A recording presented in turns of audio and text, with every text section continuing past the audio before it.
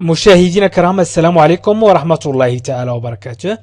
مرحبا بكم في قناتكم لا لونغ فرونسيز، ومرحبا بكم في هذا الدرس الجديد الذي سأركب فيه جمل أساسية باستعمال الفعل aller يذهب.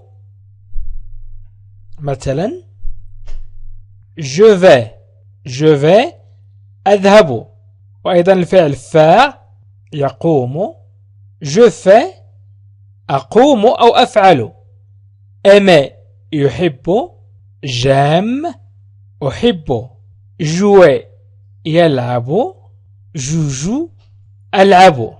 إذن سأركب جمل باستعمال هذه الأفعال. أنتم فقط مشاهدين الكرام يمكنكم أن تأخذوا جام وتركبوا في التعليق مجموعة من الأفعال، مثلا j'aime la chaîne de la langue française، أو j'aime maman، أو أي شخص أو أي شيء. اكتبوا مثلا جملة باستعمال جام. إذن سأبدأ الدرس على بركة الله. الجمل الأساسية في الفرنسية، les phrases de base en français. الدرس 48. إذن aller يذهب مثلا، قلنا aller سنستعمل مثلا je vais à Paris. مثلا إذا أردت أن تقول أذهب إلى فرنسا أو أذهب إلى المغرب أو أذهب إلى أي مكان، ستقول je vais مثلا à Paris، إلى باريس، à Paris. je vais à Paris. je vais à Paris. أذهب إلى باريس. je vais à Paris. أذهب إلى باريس. إذن je vais أذهب à إلى. أنا فقط أساعدكم في تركيب جمل في التكلم باللغة الفرنسية. إذن مثلا je vais à Paris، باريس. إذن أنا قلت هنا je vais أذهب، ولكن إذا أردت أن أقول أنت تذهب إلى باريس، نقول tu vas. إذن tu vas à Paris. تذهب إلى باريس. tu vas à Paris. تذهب إلى باريس. أردت أن أقول هو يذهب إلى باريس وليس هي. إذن إذا أردت أن أقول هو يذهب إلى باريس سأقول il va وسأحذف s. إذن أذهب إلى باريس je vais à Paris. تذهب إلى باريس tu vas à Paris. يذهب إلى باريس il va à Paris، أو il va à l'école، يذهب إلى المدرسة، il va au souk، يذهب إلى السوق، وما شابه. إذن سأتكلم عن نحن. nous allons نحن نذهب nous allons à Paris.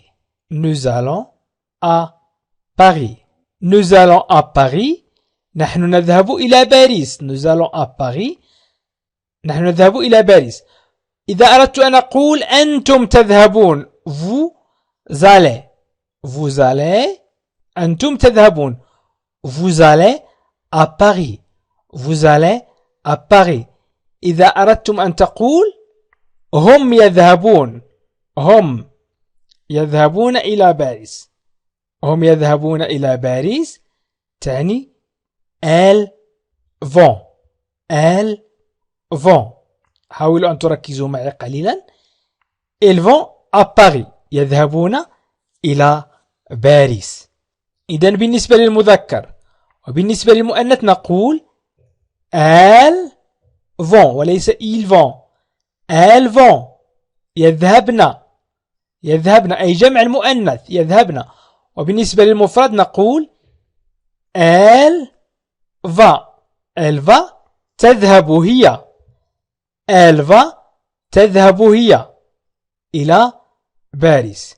إذن يمكن أن تستعمل الفعل aller لتتكلم باللغة الفرنسية بسهولة. إذن je vais à l'école، tu vas à l'école، elle va à Paris، وما شابه.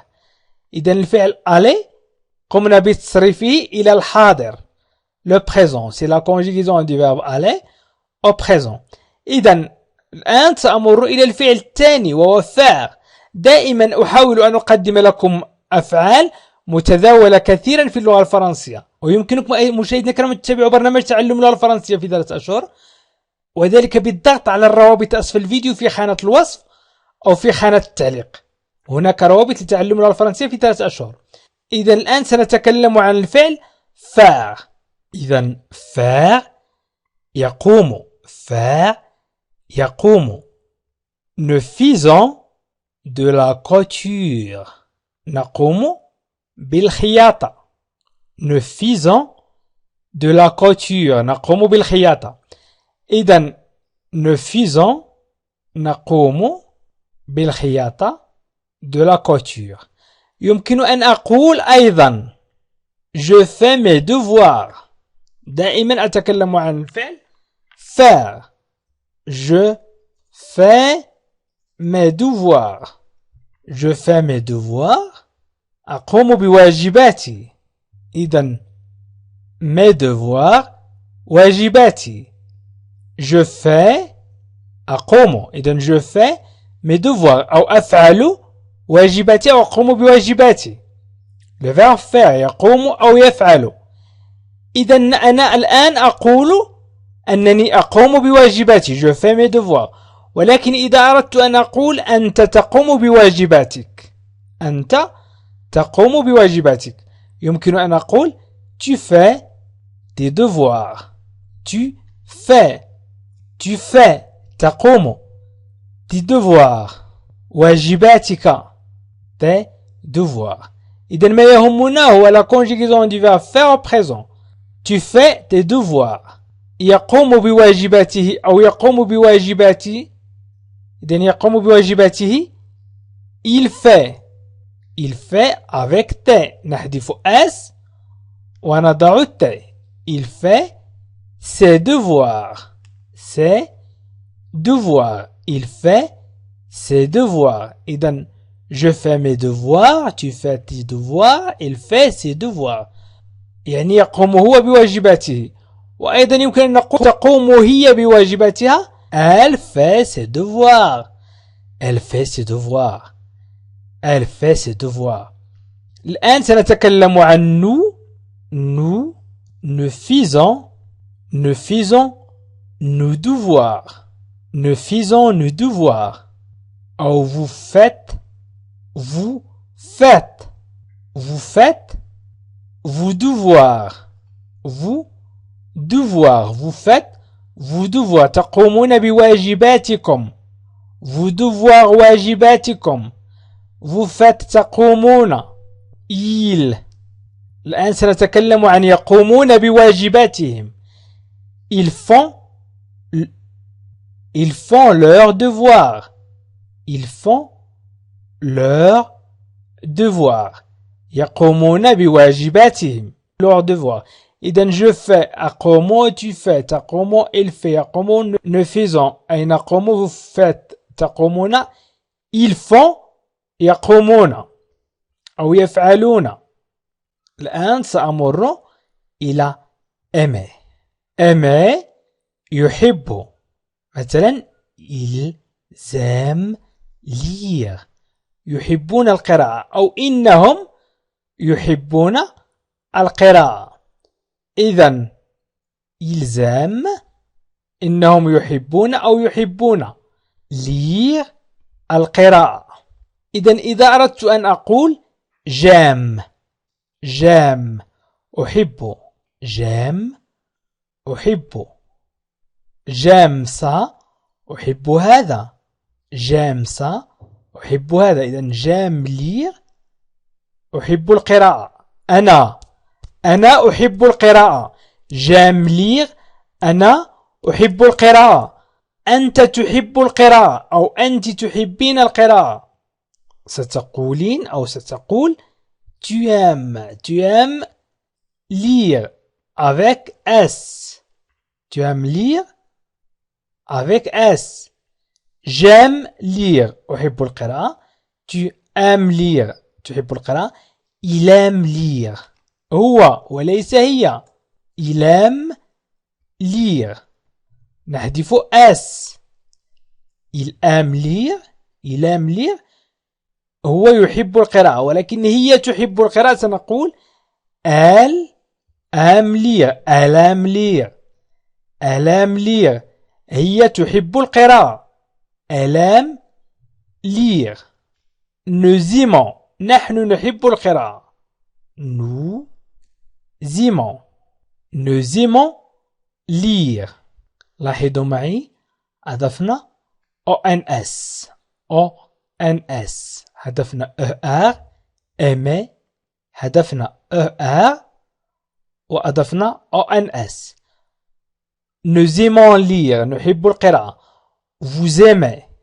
Vous aimez lire. Vous aimez lire.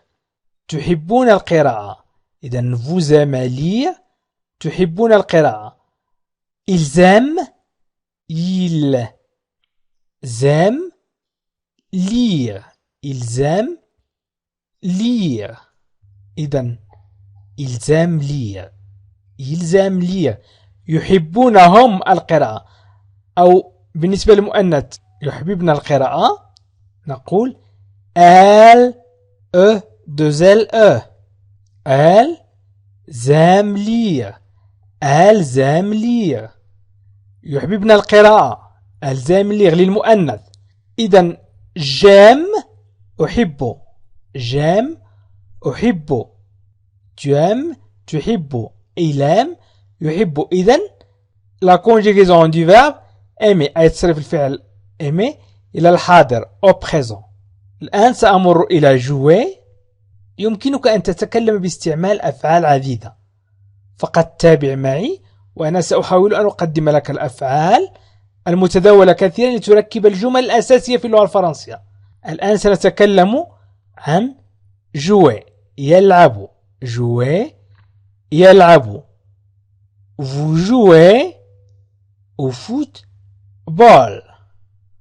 vous jouez au football. إذن jouer يلعب. إذن vous jouez أنتم تلعبون au football كرة القدم. football هي كلمة دخيلة عن اللغة الفرنسية. نقول foot الرجل، ball كرة، أو foot القدم، ball الكرة. إذن football هي كلمة باللغة الإنجليزية دخيلة عن اللغة العربية. إذن vous jouez أنتم تلعبون.